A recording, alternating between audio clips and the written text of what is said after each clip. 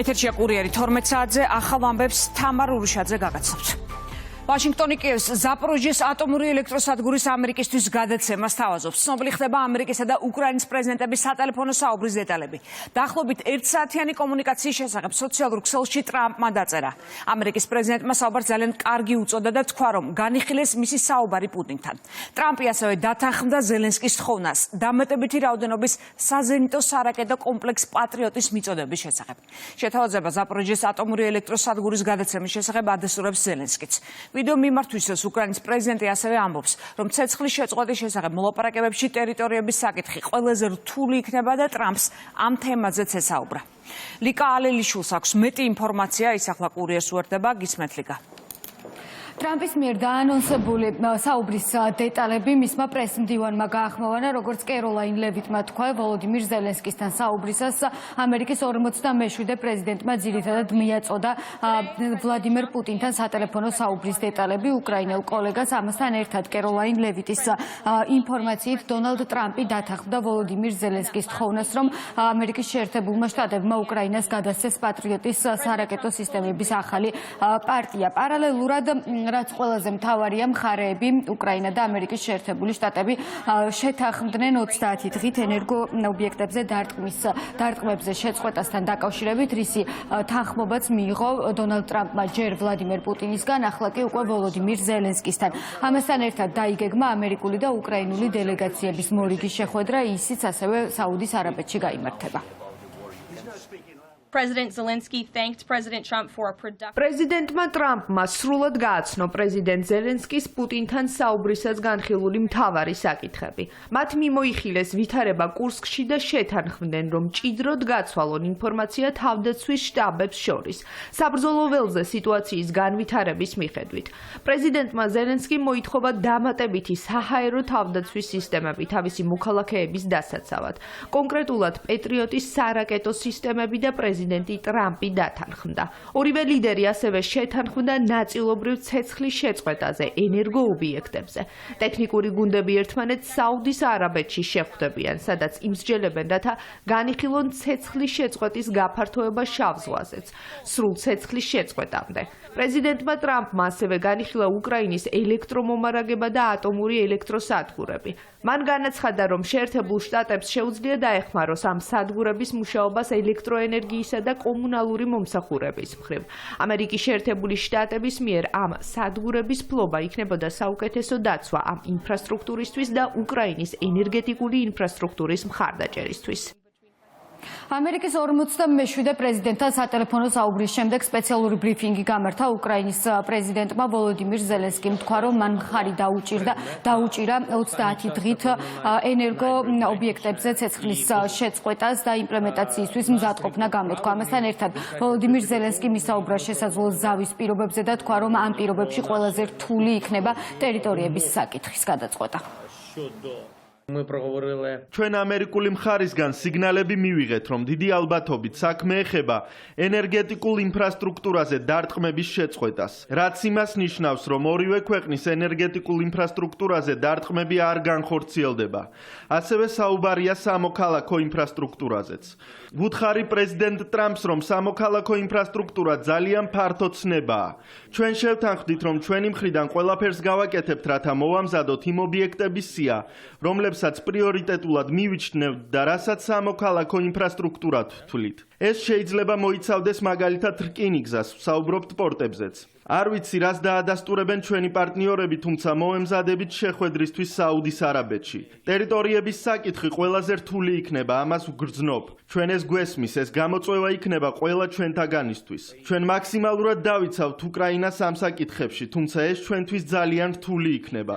პრეზიდენტი ტრამპი ხვდება, რომ იურიდიულად ჩვენ არ ვაღიარებთ არც ერთ ტერიტორიას რუსეთის საკუთრებად. არის ტერიტორიები, ქალაქები, რომლებიც ამა თუ იმ საკონტაქტო ხაზითაა გაყოფილი. თუ ზოგ ადგილას ამ ხაზს დატოვებთ, თქვენ უბრალოდ დატოვებთ ქალაქებს სიცოცხლის გარეშე. მიუხედავად იმისა, რომ ამერიკის 47-მე პრეზიდენტმა როგორც ვოლოდიმირ ზელენსკისგან, ასევე ვლადიმერ პუტინისგან გარკვეულ საკითხებზე მიიღო თანხმობა, გუშინ გვიან ღამით ორივე მხარემ გახსნა ცეცხლი ერთმანეთის მიმართულებით რუსეთის თავდაცვის სამინისტროს ინფორმაციით. მათმა საჰაერო თავდაცვამ რუსეთის ტერიტორიაზე 132 უკრაინული დრონი ჩამოაგდო, დრონებით თავდასხმაზე იუწყებოდა უკრაინული მხარეც და როგორც უკრაინის თავდაცვის სამინისტროში აცხადებენ, არაერთი დრონის ჩამოგდება მოახერხეს, რომელიც რუსეთმა გაუშვა უკრაინის წინააღმდეგ. პარალელურად რუსეთის თავდასხმას უკრაინაში მოჰყვა რამდენიმე საცხოვრებელი კორპუსის დანგრევა და დაშავებული არის 8 ადამიანი, მათ შორის ერთი ბავშვია. მადლობა ლიკა ალელიშვილი საუბრობდა პირდაპირ ეთერში. შეერთებულ შტატებთან სტრატეგიული პარტნიორობის აღდგენა სუფთა ფურცლიდან ქართული ოცნების უმთავრესი საგარეო პოლიტიკური პრიორიტეტი აცხადებს პრემიერი. ჩვენ გვაქვს გზავნილები პრეზიდენტ ტრამპის ადმინისტრაციის მიმართ. ურთიერთობების გადატვირთვა უნდა დაეფუძნოს ორმხრივ ინტერესებს, ამბობს ირაკლი კობახიძე საზოგადოებრივ მაუწყებელთან ინტერვიუში. მისივე განმარტებით, ამერიკას საქართველოს შორის ურთიერთობების გადატვირთვა არსებითად იქნება დამოკიდებული Deep State-ის დამარცხებაზეც. ლელა ჯავახიშვილი გავგაცნობს პოლიტიკურ შეფასებებს, ის პირდაპირ ეთერშია. ლელა, გისმენთ. გადატვირთვის პერსპექტივას ხელისუფლების ოპონენტები სკეპტიკურად უყურებენ, ოპოზიციაში ამბობენ, რომ შტატებთან ურთიერთობა საკმაოდ დაზიანებულია და მისი აღდგენა გაჭირდება. მაგალითად, ნაციონალურ მოძრაობაში აცხადებენ იმასაც, რომ ეს მხოლოდ კოალიციური მთავრობის პირობებში იქნება შესაძლებელი, მათთვის გაუგებარია ისიც, რა ახალი პრიორიტეტები შეიძლება გაჩნდეს ქვეყნებს შორის თანამშრომლობის კუთხით, როდესაც მათივე განცხადებით სტრატეგიული პარტნიორობის ქარტია უკვე არსებობს. ურთიერთობების სუფთა ფურცლიდან დაწყების სურვილი არჩევნებს იმას, რომ ურთიერთობებს იმხელა ბზარი და გამოწვევა აქვს, რომ ელჩის დანიშვნას კი ჭირს იქამდე, სანამ არ იქნება ეს ურთიერთობების ახლებური ფორმა გამონახული, მით უფრო იმის ფონზე, როდესაც სტრატეგიული პარტნიორობის ქარტია არსებობს საქართველოში და რაღაცა ახალ ინტერესებზე გველაპარაკება კობახიძე, რომელიც აბსოლუტურად ბუნდოვანია. როცა რაღირებულებითი თანხმედრა აქვთ, ახალი ურთიერთობების სისტემური გადატვირთვა დასავლურ სამყაროსთან შესაძლებელია მხოლოდ ლეგიტიმური ხელისუფლებით, რომელიც იქნება კოალიციური და პროდასავლური.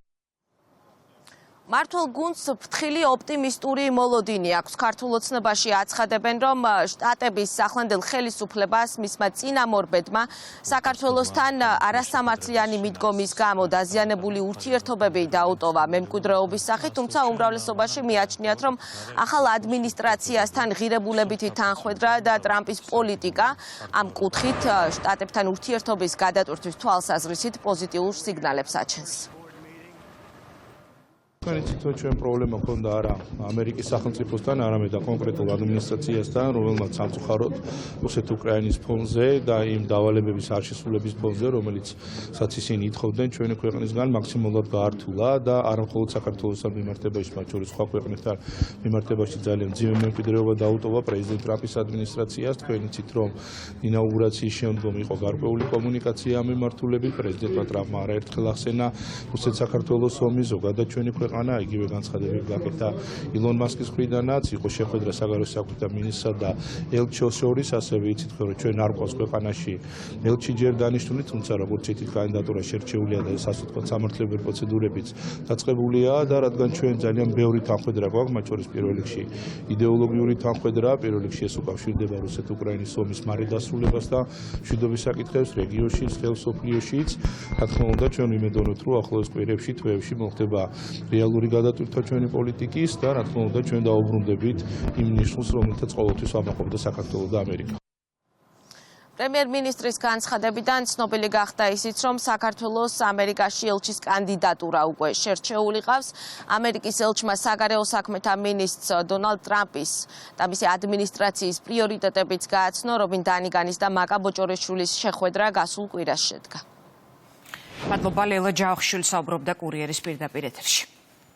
საქართველოს პრემიერ-მინისტრმა ისაუბრა ამერიკაში საქართველოს ელჩის კანდიდატურაზეც და განაცხადა, რომ ის უკვე შერჩეულია. ირაკლი კობახიძის განცხადებით, კონკრეტული ინფორმაცია საზოგადოებისთვის მოგვიანებით გახდება ცნობილი. პრემიერმა აქცენტი გააკეთა შტატების წინა ადმინისტრაციასთან ურთიერთობებზე და მისივე თქმით, მათი მხრიდან საქართველოში არეულობის შექმნის მცდელობაზე. პარტნიორობა შტატებს შორის. ამერიკის შეერთებულ შტატებთან სტრატეგიული პარტნიორობის აღდგენა სუფთა ფურცლიდან, ასე ვიტყოდი, არის ჩვენი ერთ-ერთი უმთავრესი საგარეო პოლიტიკური პრიორიტეტი. ამ კუთხით არის რა თქმა უნდა მნიშვნელოვანი შეხვედრა, რომელიც შედგა ჩვენ საგარეო საქმეთა მინისტრსა და ქალბატონ ელს შორის. ერთი რაც შემიძლია გითხრათ, რა თქმა უნდა, მიღებული არ არის დახრულ კარს მიღმა გამართული შეხვედრების შინაარსის გარეთ გამოტანა. თუმცა ერთი რამ შემიძლია გითხრათ, რომ ორივე მხრიდან გამოითქვა ინტერესი, რომ არსებითად და თვისებრივად გადაიდვირთოს ურთიერთობები საქართველოსა და ამერიკის შეერთებულ შტატებს შორის. ამერიკის შეერთებული შტატები არის სახელმწიფო, არის სუპერსახელმწიფო, ყველაზე ძლიერი სახელმწიფო მსოფლიოში და რა თქმა უნდა ის ურთიერთობებს ნებისმიერ ქვეყანასთან უყურებს საკუთარი ინტერესების პრიზმიდან. ეს აბსოლუტურად ნორმალურია. და რა თქმა უნდა ამის ჩვენ ანგარიში უნდა გაუწიოთ, ჩვენც გვაქვს რა თქმა უნდა ჩვენი ინტერესები. და ამ ინტერესებსაც რა თქმა უნდა მკაფიოდ გავაცნობთ ამერიკის შეერთებული შტატების ახალ ადმინისტრაციას, მით უმეტეს იმ ფონზე, რაც გამოვიარეთ ჩვენ გასული 3 წლის განმავლობაში. თქვენ ხედავდით, როგორ გვემტერებოდა ჩვენ კონკრეტული ადმინისტრაცია. ისინი მოქმედებდნენ სახელმწიფოს სახელით სამწუხაროდ, მაგრამ იყო კონკრეტული ადმინისტრაცია, რომელიც გამოირჩეოდა პირდაპირ მტრული საქმიანობით რეალურად ჩვენი ქვეყნის მიმართ. ამ ფონზე რა თქმა უნდა ჩვენს გვექნება ჩვენი გზავნილები და გვაქვს ეს გზავნილები პრეზიდენტ ტრამპის მიმართ, მისი ადმინისტრაციის მიმართ. ბევრი ნიუანსია რა თქმა უნდა, რაც იქნება მნიშვნელოვანი ურთიერთობების აღდგენისთვის, მაგრამ თავარია რომ არსებითად შევთანხმდეთ ჩვენ ორხრივ სურვილს. ეს თუ იქნება ორხრივი პოლიტიკური ნება, რომ იყოს ასე ვთქვათ, ჯანსაღი დამოკიდებულება ქვეყნებს შორის, საქართველოს მიმართ იყოს სამართლიანი დამოკიდებულება, იმისგან განსხვავებული დამოკიდებულება, რაც ხედავდით ბაიდენის ადმინისტრაციის მხრიდან, ამ შემთხვევაში ვფიქრობ, რომ ურთიერთობები აღდგება. ჩვენ გვაქვს ფრთხილი ოპტიმიზმი, იქიდან გამომდინარე, რომ Deep State ჯერ კიდევ არის ადგილზე. კიდევ ერთი თემა, რაზეც პრემიერმა ისაუბრა, ის ფონდები იყო, რომლებიც ტრამპმა აკრძალა. ირაკლი კობხიძის განცხადებით, ერთ-ერთი ხელმძღვანელი მას პირადად ესაუბრებოდა ომში ჩართვაზე, რაზეც უარი მიიღო. ტარობის მეთაურის თქმით, იმ ძალას, რასაც მმართველი გუნდი გლობალური ომის პარტიას უწოდებდა, თვითონ ამერიკის შეერთებული შტატების ხელისუფლება მოიხსენიებს Deep State-ის სახელით. გავიხსენე შეხვედრა ერთ-ერთი ფონდის წარმომადგენელთან, ეს არის ერთ-ერთი დახურული ფონდი, უკვე ტრამპის მიერ დახურული ფონდი, რომელმაც მითხრა, რომ ის ადამიანი, რომელიც მოდიოდა, საუბრობდა არა თავის სახელით, არამედ ყველას სახელით. ის ადამიანიც მოვიდა, რა თქმა უნდა, როგორც Deep State-ის წარმომადგენელი და გითხრა ასეთი რამ, რომ ჩვენ უნდა გვემოქმედა ამ ადამიანის მითითებების შესაბამისად. ორი ფონდი აკრძალა ტრამპმა. ერთ-ერთის მაღალჩინოსანი ერთ-ერთი ხელმძღვანელი იყო, რომელიც მე შემხვდა ორიდან ერთ-ერთი. აქ მე კონკრეტიკაში აღარ შევალ, მაგრამ ორიდან ერთ-ერთი ფონდის ხელმძღვანელი იყო, რომელიც მე პირადად მესაუბრებოდა და როცა მიიღო უარი, აი ამ მოთხოვნებს ხო რაც უკავშირდებოდა ომს და ამ შემდეგ, ის სანქციები და ამ შემდეგ ეს მაინც მეორადი მოთხოვნები იყო, პირველ რიგში საუბარი იყო ომზე. როცა მე უთხარი, რომ ვერ გადავდგავდით ამ ნაბიჯს, რადგან ეს ნიშნავდა საქართველოს განადგურებას, მმართველი პარტიის თავმჯდომარე, ომი ახალი დაწყებულა, ეს იყო ეს შეხვედრა, რომელიც უკავშირდებოდა ომში ჩართვას. ორი ასეთ შეხვედრა შედგა, ერთ-ერთს მე ვესწრებოდი, ერთი იყო თებერვლის დასაწყისში, მეორე იყო თებერვლის ბოლო რიცხვებში. ომის დაწყების შემდეგ, ანუ პირველი იყო ომის დაწყებამდე, თებერვლის პირველ ნახევარში და მეორე იყო ომის დაწყებიდან რამდენიმე დღეში. როცა ომი დაიწყება, ველი თქვენგან ქმედებებს, ამაზე იყო საუბარი და დაკონკრეტებულიც იყო ეს ქმედებები. ჩვენმა საპატიო თავმჯდომარემ გაიხსენა მათ შორის ერთ-ერთი შეხვედრის, ასე ვთქვათ, კონკრეტული შინაარსი, სადაც საუბარი იყო იმაზე, რომ ოკუპაციის შემდეგაც უნდა გაგვეგრძელებინა ბრძოლა 3,700,000 ხართ, ყოველას ვერ დაგხოცავენ, უნდა გავხვიდეთ ტყეებში და დაიწყოთ პარტიზანული ომი. ამ დონეზე იყო საუბარი, სრული კონკრეტიკა იყო, ანუ ომში ჩართვასთან დაკავშირებით. სიძულვილის ენაზე წერს სოციალურ ქსელში შალვა პაპუაშვილი. პარლამენტის თავმჯდომარე აზიარებს ბაია პატარაიას სტატუსს და აცხადებს, რომ რამდენიმე დღის წინ საქართველოში საფრანგეთის ელჩის მიერ მხარდაჭერილი ენჯელს საფარის ხელმძღვანელმა ზიზღის ენა გამოიყენა საქართველოს საგარეო საქმეთა მინისტრის მიმართაც. მაშინ საჯაროდ მოუწოდა ელჩს დაეფიქსირებინა საკუთარი პოზიცია, ელჩი კი ამ პასუხისმგებლობას გაექცა. სწორედ ელჩის მხრიდან წაყროვების შედეგია, რომ ამჯერად ზიზღის სამიზნე საზოგადოებრივი მაუწყებლი ჟურნალისტია. ამგვარი ზიზღის გამოვლენა, რა თქმა უნდა, არ არის არის მხოლოდ ცალკეული რადიკალი აქტივისტის დაზიანებული ემოციური მდგომარეობის გამოხატულება. მას კონკრეტული ამოცანა აქვს სამიზნეში ამოყვანილი ჟურნალისტის დაშინება, შევიწროება, დათრგუნვა. ნახოთ, როგორ მოიქცევა ამჯერად საფრანგეთის ელჩი მოუწოდებს მის მიერ მხარდაჭერილ ადამიანს ღირსების შემლახავი ქცევისგან, თავშეკავებისგან თუ წაყრუებით წაახალისებს ზიზღის ახალ აქტს, წერს სპიკერი. ოპოზიციაში არსებულ დაპირისპირებაზე იყო საუბარი ღამის კურიერის პირდაპირ ეთერში. ნაციონალური მოძრაობის წევრი ანი წითლიძე ამბობს, რომ მისთვის გახარიასთან რაიმე ტიპის ერთობა ყველაზე დიდი წითელი ხაზი იყო. გახარიასთან ერთად წითლიძემ წვავდა კრიტიკებს სალომე ზურაბიშვილსაც. მიმდინარე პროცესებს პირველობისთვის ბრძოლა დაყიქვამს მმართველი გუნდი. ჩემთვის იყო ყველაზე დიდი წითელი ხაზი საერთოდ გახარიასთან რამე ტიპის ერთობა შეიძლებოდა მქონოდა. პარლამენტი არალეგიტიმურია და პარლამენტში რა უნდა? არ არის ის არა, რა აგურარ განცხადება დაწერილი არ აქვს, სახელმწიფო დაფინანსებას იღებს. სალომე ზურაბიშვილმა ის ვერ მოაგვარა, რომ თავისთან შეხვედრაზე სხვა პარტიის თავმჯდომარეები როზიან, გიორგი გახარია როდის გინახავთ. ყოველთვის მისი წარმომადგენელი ზის თორე ხო და რატო რა ფორმა რა მიდგომა ერთს უკეთებია ნაციონალურ მოძრაობაზე მეტი. ანი 9 წლის განმავლობაში მიშაზე მეტი რომელს უკეთებია გინდა სალომე ზურაბიშვილს ამ ქვეყნის განვითარებისთვის. გინდა გიორგი გახარიას პრემიერი რო იყო. და ოპოზიციაში რო არიან მაშინაც, აი რომელს უფრო მეტი უბრძოლია ნაციონალურ მოძრაობაზე. შიდა კონკურენცია არსად არ ქრება. ანუ შიდა ბრძოლა პირველობისათვის აი ამ ასე ვთქვათ ამ მაგიდის ირგვლივ შორის არ ქრება. ეხლა ნაციონალური მოძრაობა და ეს არის მე დარწმუნებული ვარ სააკაშვილის მიერ წამოსული მესიჯი, რომ მას გარეთ გამოსვლის რო ითქვან პერსპექტივა არ აქვს, აქედან გამომდინარე რატო გადააბაროს ნაციონალურმა მოძრაობამ თავისი ხმები და თავისი ამორჩეველი სალომე ზურაბიშვილს. გენერალური ბრძოლა ხედავენ რომ წაგებულია. ან ოპოზიციურ ველზე პირველობისთვის ბრძოლა. რა თქმა უნდა, ეს არის რა თქმა უნდა. ჯანდაცვის სამინისტროში მიხეილ სარჯოლაძის ხელმძღვანელობით სოციალური პარტნიორობის სამხრივი კომისიის ხდომა გაიმართა. შეხვედრაზე ჭიათურის მუნიციპალიტეტში მოქმედ სამთო მომპოვებელ კომპანიებში არსებული მდგომარეობა და დასაქმებულთა დათხოვნასთან დაკავშირებული საკითხები განეხილეს. ხდომაზე აღნიშნა, რომ საკითხი კომპლექსურია და არსებული რთული ვითარებიდან გამომდინარე, კომისიის გადაწყვეტილებით სახელმწიფოს დასაქმებულთა და დამსაქმებულთა გაერთიანებების წარმომადგენლებისგან შეიქმნება ჯგუფი, რომელიც ფაქტობრივი გარემოებების გათვალისწინებით იმჯელებს პრობლემის გადაჭრის გზებზე და მიიღებს მაქსიმალურად უმტკივნეულო გადაწყვეტილებას. კომისიის წევრების განცხადებით, პროცესში გათვალისწინებული უნდა იყოს დასაქმებულთა შრომითი, ეკონომიკური და სოციალური უფლებები, ასევე დამსაქმებელთა ინტერესები. ხდომაზე აღნიშნა, რომ არასწორი მოლოდინების შექმნა დააზიანებს და კიდევ უფრო გართულებს პროცესებს.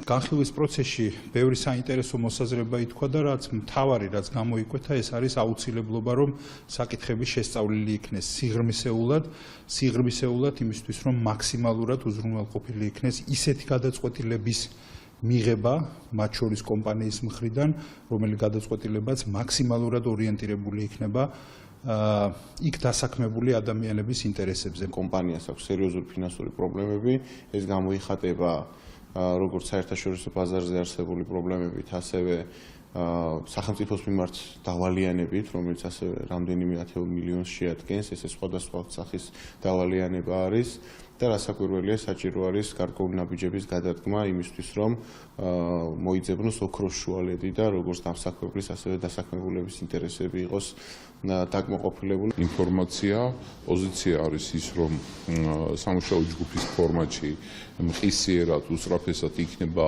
განხილული ის საკითხები, რომელიც გარკვეულწილად უზრუნველყოფს ნათელი სურათის დანახვებას და ეს ბუნდოვანება რაც გვაქვს და ჩვენ რასაც ესე ვთქვათ, ვერ ვცემთ კითხვის ნიშნებს პასუხს ამ ყველაფერს გაეცემა მთავრობის ჩართულობით პასუხი. სამგრელოს პოლიციამ განსაკუთრებით დიდი ოდენობით ნარკოტიკი ამოიღო. დაკავება განხორციელდა განსაკუთრებით დიდი ოდენობით ნარკოტიკული საშუალების მართსაწინააღმდეგო შეძენა შენახვის ფაქტზე. დანაშაული 20 წლამდე ან უვადო პატიმრობას ითვალისწინებს. ჩხრეკის დროს პოლიციამ ამოიღო 35 შეკვრა დაფასებული მეტადონი, ფული, წებოვანი ლენტები და სასწორები. ერთი პირი დააკავა შიდა ქართლის პოლიციამ კომპიუტერულ სისტემაში უნებართვა შეღწევის ფაქტზე. გამოძიების ინფორმაციით ბრალდებული დაეუფლა სხვადასხვა მოქალაქის პირად Facebook-ის გვერდებს და უკავშირდა მათ ახლობლებს და ფულის ცეცხლებას თხოვა. თანხა მან 25 მოქალაქისგან მიიღო. 23 წლის მამაკაცი წარსულში ნასამართლებია, დანაშაული კი 6-დან 10 წლამდე პატიმრობას ითვალისწინებს. მრავალთასიანი დემონსტრაციებია თურქეთის დიდ ქალაქებში. მოქალაქეები სტამბოლის ოპოზიციონერი მერის დაკავებას აპროტესტებენ. განსაკუთრებული ზომებია მიღებული სტამბოლში, სადაც პოლიციამ მერიის შენობასთან მისასვლელი გზები გადაკეტა. სპეცრაზმია მობილიზებული ტაქსიმის მოედანზე. მანამდე პოლიციამ სტამბოლის სახელმწიფო უნივერსიტეტის ტერიტორიაზე სტუდენტების დასაშლელად სპეციალური საშუალებები გამოიყენა. სტამბოლის მერი კორუფციასთან და ტერორიზმთან სავარაუდო კავშირების შესახებ მიმდინარე გამოძიების ფარგლებში დააკავეს.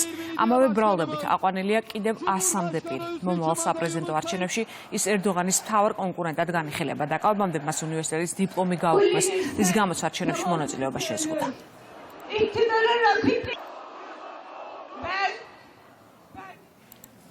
უკრაინაში საომარი მოქმედებებია. იერიში იყო ღამით კრიროვოგრადის ოლქზე. განადგურებულია საცხოვრებელი სახლები, მრავალსართულიანი შენობები. დაშავებულია 10 ადამიანი, მათ შორის 4 ბავშვია. დაზიანდა სარკინიგზო ინფრასტრუქტურაც. პარალელურად შეტევა იყო რუსეთის ქალაქ ენგელსზე. დრონებით იერიში სამიზნე სავარაუდოდ ისევ ნავთობის საცავი იყო.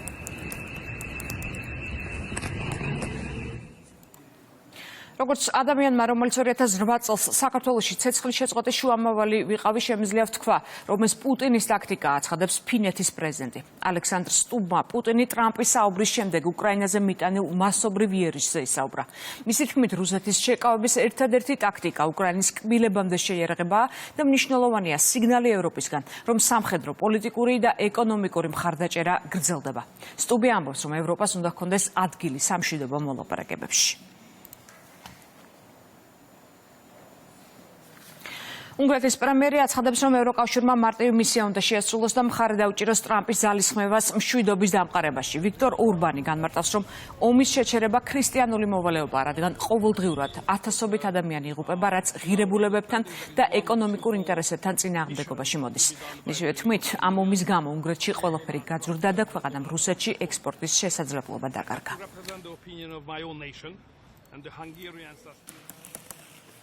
ანდრომდე რთული ვითარება ახლო აღმოსავლეთში. არაერთი საჰაერო იერიში მიიტანა სახალმა ღამით ღაზას ჩრდილოეთ და სამხრეთ ნაწილში მდებარე დასახლებებზე. მედიის მონაცემებით დაღუპულია 70 ადამიანი, მათ შორის ქალები და ბავშვები. არიან დაჭრილები. საჰაერო შეტევების გარდა ისრაელი პალესტინურ ანკლავში წერტილოვან სახმელეთო ოპერაციებსაც იწყებს. სახალი აცხადებს, რომ ოპერაციის მიზანი ბუფერული ზონის გაფართოებაა.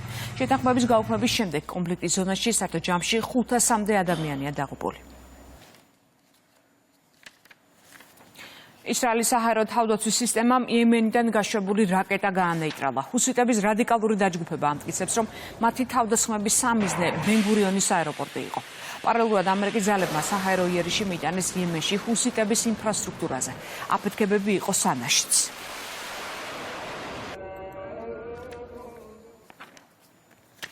ტრამპი დღეს აპირებს ხელი მოაწეროს განკარგულებას, რომელთაც განათლების დეპარტამენტის დახურვის პროცესს დაიწყებს. ინფორმაცია თეთრი სახლის პრესსამსახურმა დაადასტურა. მიზეზად სახელდება მოსწავლეების და სტუდენტების ინტერესები, ასევე ბიუჯეტის თანხები, რომლებიც ახალი ადმინისტრაციის შეფასებით უმიზნოდ იხარჯება. როიტერის ინფორმაციით განათლების დეპარტამენტის დახურვისთვის ტრამპს კონგრესის მხარდაჭერა დაჭირდება. რესპუბლიკელებს სენატში 100-დან 53 ადგილი აქვს, თუმცა კანონის მისაღებად 60 ხმა საჭირო, რაც იმას ნიშნავს, რომ მათ მინიმუმ 7 დემოკრატის მხარდაჭერა დაჭირდებათ.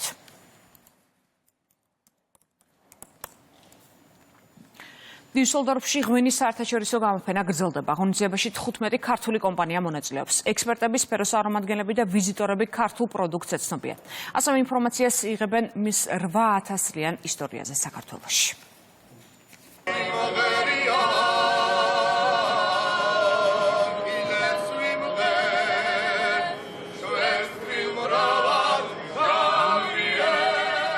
ქართული მრავალხმიანობა და საქართველოს როგორც ღვინის სამშობლო. სწორედ ამ გზავნილით ეცნობიან ევროპის პრესტიჟული გამოფენების სტუმრები და დეგუსტატორები საქართველოს მთელი მსოფლიოდან.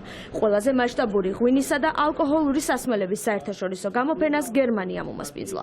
25 წლიანი ტრადიცია არც წელს დარღვეულა. პროვეინ დუსელდორფში მონაწილეობა ქართული ღვინის მწარმოებელმა 24 კომპანიამ მიიღო. გამოფენასთან პარალელურად ჰქონდა დაგეგმილი ძალიან მნიშვნელოვანი ღონისძიებები. ქართული ღვინო იყო წარმოდგენილი მაინინგერის კონფერენციაზე. Ჰქონდა შეხვედრები პროვეინის ხელმძღვანელობასთან, მიმოვიხილეთ ეს 25 წელი თანამშრომლობის და რა თქმა უნდა დაიგეგმა ჩვენი თანამშრომლობის მომავალი. საელჩო და ღვინის ეროვნული სააგენტო ყოველწლიურად ცდილობს, რომ გვერდში დაუდგეს ჩვენი მეღვინეებს ქართველი პროდუქციის პოპულარიზაციის მიზნით. მსგავსი ტიპის გამოფენები საგრძნობლად ზრდის პოპულარიზაციას ევროპულ ბაზარზე. პროვეინი როგორც წლის მთავარი მოვლენა ღვინის მწარმოებლებისთვის ქალაქ დუსელდორფში 3 დღის განმავლობაში გაგრძელდა. გამოფენის ფარგლებში მოეწყო სპეციალური კუთხეც, სადაც ქართული ღვინო კიდევ ერთხელ შეაფასეს როგორც კომერციული სექტორის წარმომადგენლებმა, ასევე უცხოელმა ექსპერტებმა. აქ შეგიძლიათ დააგემოვნოთ კლასიკური, თეთრი, წითელი და ქარვისფერი ღვინოები, რომლებიც ტანინის განსაკუთრებული სტრუქტურით გამოირჩევა. ეს შესანიშნავი მეთოდია, რათა შევქმნათ ღვინო, რომელიც იდეალურად ერწყმის საკვებს. აღსანიშნავია, რომ გერმანია ევროპაში ყველაზე დიდი იმპორტიორი და ამავე დროს ღვინის მომხმარებელი ქვეყანაა. აქ ქართული ღვინის ექსპორტის გაზრდის მიზნით ღვინის ეროვნული სააგენტოს ფინანსური და ორგანიზაციული მხარდაჭერით 2025 წელს ფართო მასშტაბიანი კამპანია განხორციელდება. ღვინის მოყვარულებისთვის ყოველთვის საინტერესოა შეადარონ ერთი და იგივე ჯიში, რომელიც დამზადებულია სხვადასხვა მეთოდით. იქნება ეს კონკრეტულ სტილში დაყენებული თუ ქვევრის ღვინო. გერმანიაში ამ თემის მიმართ საკმაოდ დიდი ინტერესია. მომავალს რაც შეეხება, ვფიქრობ, კიდევ უფრო მეტად შეგვიძლია გავამახვილოთ ყურადღება საქართველოში მოყვანილ უნიკალური ყურძნის ჯიშებზე. თქვენს ქვეყანაში 500-ზე მეტი ენდემური ჯიში მოყავთ, რაც საქართველოს სხვა ქვეყნებისგან გამოარჩევს. ეს არის უდიდესი და უნიკალური სიმდიდრე, რომელიც მხოლოდ საქართველოს აქვს და მსოფლიოში მას ანალოგი არ ჰყავს. ქართული ღვინის მიმართ ინტერესი ყოველწლიურად იზრდება. საერთაშორისო გამოფენებში აქტიური მონაწილეობა და ქართული ღვინის პოპულარიზაცია კი ადგილობრივი მეღვინეებისთვის საექსპორტო ბაზრების დივერსიფიკაციის შესაძლებლობას იძლევა. წარმოდგენილი გვაქვს 10-ზე მეტი დასახელების ღვინო.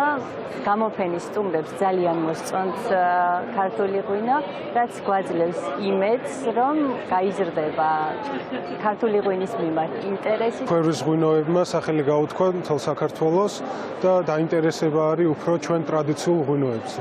და ეს ძალიან კარგი პოტენციალია ჩვენთვის, რომ გავზარდოთ ექსპორტი ევროპაში. გამოფენის ფარგლებში ღვინის ეროვნული სააგენტოსა და პროვეინ დუსელდორფის ხელმძღვანელებს შორის შეხვედრა გაიმართა, სადაც ხაზი გაესვა 25 წლიან ორმხრივ თანამშრომლობას და სამომავლო პერსპექტივებს. პროვეინ დუსელდორფის გამოფენა უკვე 3 ათეული წელია იმართება.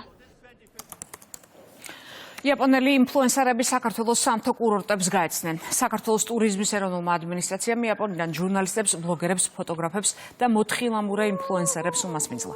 პრესტურის მონაწილეები ესტუმრნენ ბახმაროს და სვანეთს.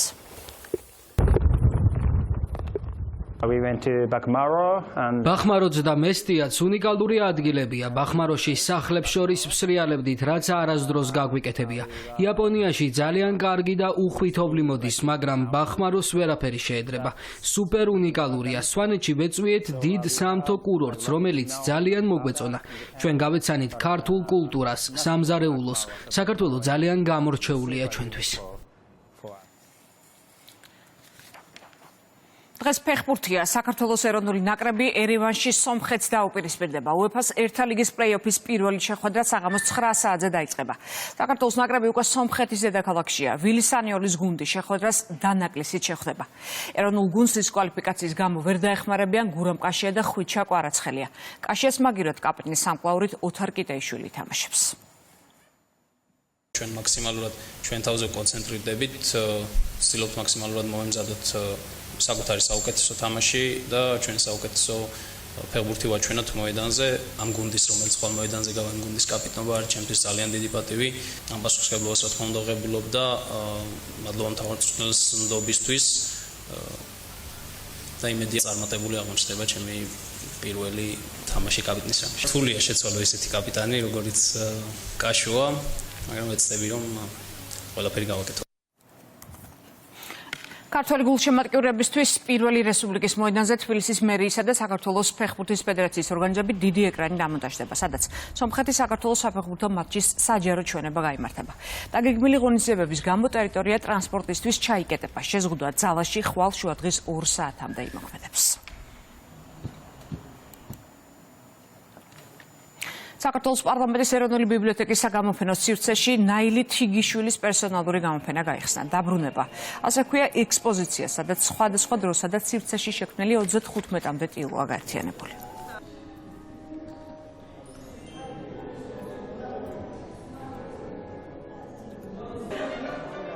ჩემი ნამუშევრები დაკავშირებულია ბავშვობასთან, სილაღესთან, თავისუფლებასთან, აქედან გამომდინარე ყველა ნამუშევარი ასახავს იმ დროს, რაც თითოეულ ჩვენგანმა გავიარეთ.